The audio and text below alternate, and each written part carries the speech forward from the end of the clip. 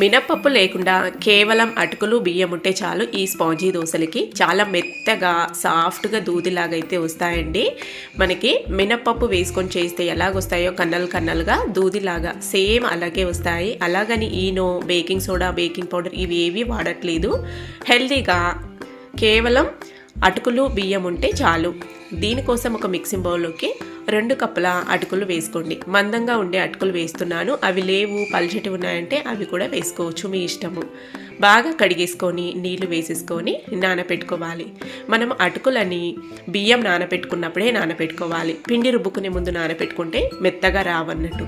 3 కప్పుల బియ్యం వేసుకుంటే 1 టీ స్పూన్ పచ్చిశనగపప్పు, 1/2 టీ స్పూన్ మెంతులు వేసేసుకొని ఒకసారి లేదా 2 సార్లు బాగా కడిగేసుకొని నీళ్లు వేసేసి వీటిని కూడా 6-7 గంటల పాటు నానబెట్టుకోవాలి. నెక్స్ట్ వీడియోలో చూద్దాము. ఫుల్ వీడియో రిలేటెడ్ వీడియోలో